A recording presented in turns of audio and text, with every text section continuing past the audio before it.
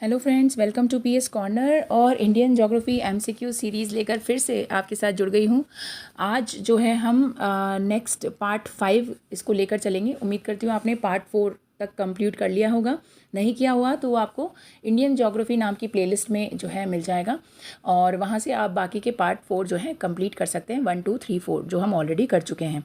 आज हम पार्ट 5 शुरू कर रहे हैं और आज फिर से वही 10 क्वेश्चंस लेकर देखते हैं आप लोगों के कितने सही हो रहे हैं।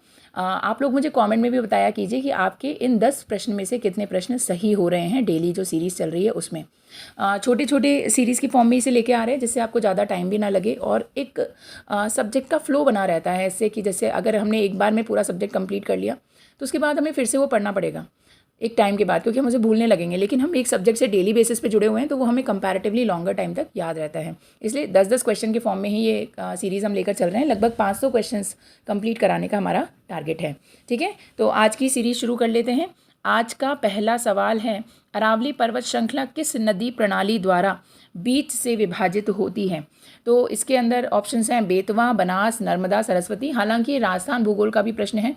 अरावली पर्वत श्रृंखला की अगर हम बात करें तो बनास नदी इसको बीचों बीच से काटती है। बनास नदी इसके 2 भाग करती है, तो इसका सही आंसर है ब। वैसे भी जो बेतवा नदी है वो उसका अरावली पर्वत श्रृंखला से कोई लेना देना नहीं है। बेतवा विंध्याचल पर्वत श्रेणी से निकलती है और यमुना में मिल जाती है।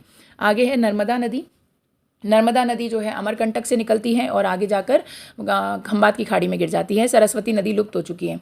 तो यानी कि अरावली पर्वत श्रृंखला में बहती ही बनास नदी है, तो ऑप्शन नंबर हो जाएगा इसका बी। नेक्स्ट क्वेश्चन है, निम्न में से पूर्वी घाट की सबसे ऊंची चोटी कौन सी है? तो पूर्वी घाट की सबसे ऊंची चोटी, हालांकि अभी इन दिनों जो किताब में मिल रही है या इन दिनों जो एग्जाम्स में आ जा रही है वो है जिंदगाड़ा। नाम है उसका जिंदगाड़ा, और जिंदगाड़ा जो है ये आंध्र प्रदेश में स्थित है। लेकिन जो पुरानी किताबें हैं या पुराने जो प्रश्न आए हुए हैं उसमें इसका आंसर माना है महेंद्रगिरी, जो कि उड़ीसा में स्थित है। तो अकॉर्डिंग टू ऑप्शन हम इस प्रकार के सवालों को करते हैं। महेंद्रगिरी ऑप्शन में है तो महेंद्रगिरी, और जिंदगाड़ा ऑप्शन में है जिंदगाड़ा। ये दोनों ही पूर्वी घाट की सबसे ऊँची चोटियाँ मानी जाती हैं। अगला प्रश्न है, नंदा देवी स्थित है। नंदा देवी जो है वो अपन ने देखा था कि उत्तराखंड की सबसे ऊँची चोटी है, और उत्तराखंड में जो हिमालय का भाग पड़ता है वो है कुमायूं हिमालय। तो नंदा देवी कुमायूं हिमालय की सबसे ऊंची चोटी है, उत्तराखंड की सबसे ऊंची चोटी है।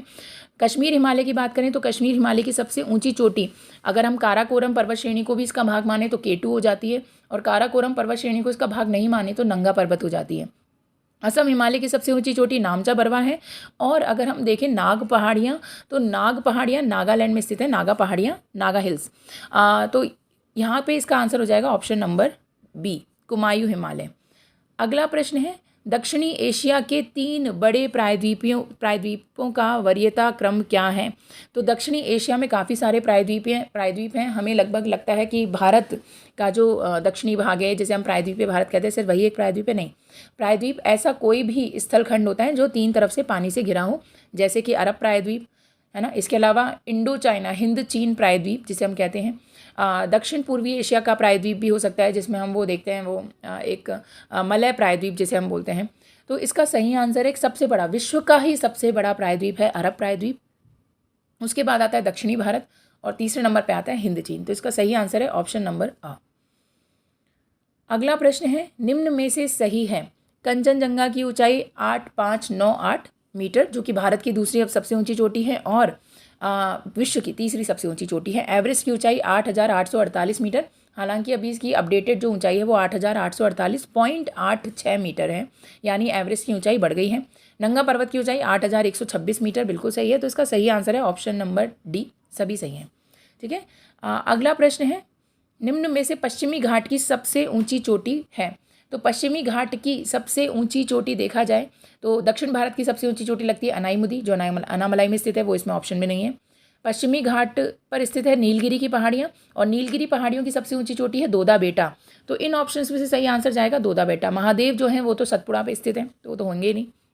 भोर जो है वो घाट है ना, भोर घाट। तो घाट तो बेसिकली दर्रा है और ये काफ़ी कंपैरेटिवली ऊंची चोटी नहीं है।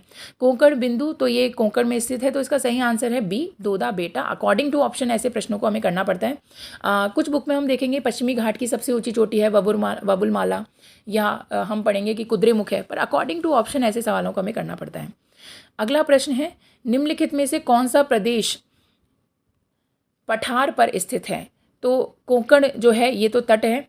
मालवा का पठार है, बिल्कुल सही है। छोटा नागपुर का पठार है, बिल्कुल सही है। अब देखो छोटा नागपुर और मालवा का पठार है, तो कोंकण भी क्या पठार हो सकता है? बिल्कुल हो सकता है, क्योंकि महाराष्ट्र का जो पठार है उसे कोंकण पठार भी कह सकते हैं। तो पूछा है निम्न में से कौन सा प्रदेश पठार पर स्थित है, तो इस हिसाब से ऑप्शन जल जाएगा ऑप्शन नंबर डी। वही अगेन इस प्रकार के प्रश्नों को हमें ऑप्शन देख के करना पड़ता है। अगला प्रश्न है, मेघालय का पठार भूगर्भिक दृष्टि से किससे संबंधित है? तो मेघालय का पठार हमने देखा था कि